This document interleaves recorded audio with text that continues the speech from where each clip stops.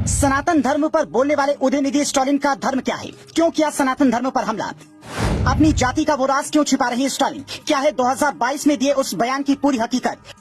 पहले खुद को ईसाई बताते हैं, फिर कभी मुसलमान। आखिर क्या है वो सच जिसे कोई नहीं जानता?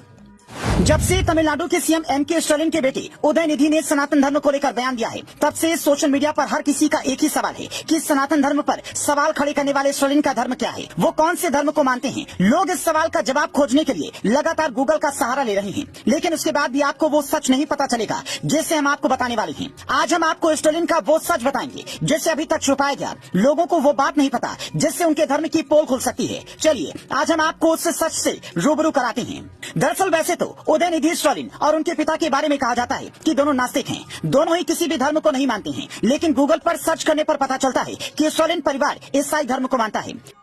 लेकिन क्या ये सच है? स्टालिन परिवार ईसाई धर्म को मानता है। क्या ये सच है कि उदयनिधि स्टालिन भी खुद को ईसाई मानते हैं?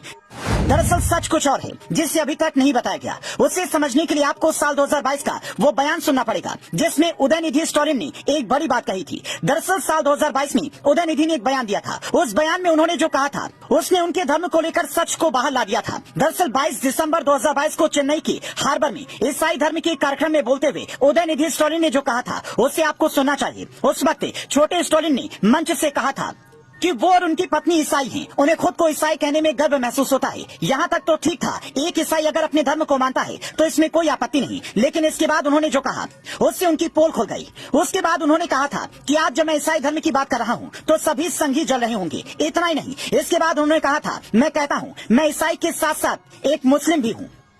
उदयनिधि स्टालिन के इस बयान के बाद उस वक्त बवाल मच गया था।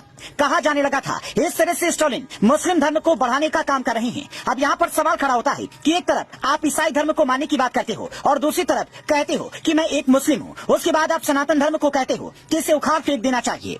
अब देश के लोगों का सवाल है कि ठीक है, आपको जो धर्म मानना है आप उसे मानिए, लेकिन उसके बाद सनातन धर्म का अपमान क्यों? अगर सनातन धर्म वाले आपके धर्म का अपमान नहीं कर रहे हैं तो आपको भी उनके धर्म का अपमान करने का कोई हक नहीं है। आप ईसाई धर्म को मानो या मुसलमान बन जाओ, लेकिन सनातन धर्म को खत्म करने का सपना मत देखना। ये धर्म लाखों सालों से ना तो खत्म हुआ है ना ही होगा। सनातन धर्म पर बयान देने से पहले छोटे स्टालिन को थोड़ा भारत का इतिहास पढ़ लेना चाहिए था और ये समझ लेना चाहिए था कि जिस देश में रहकर आप अपनी राजनीतिक रोटियां सेकते हो, सनातन उस देश का सबसे पुराना धर्म है। आपके ईसाई धर्म से लाखों साल पहले इस देश पर केवल सनातनियों का राज था।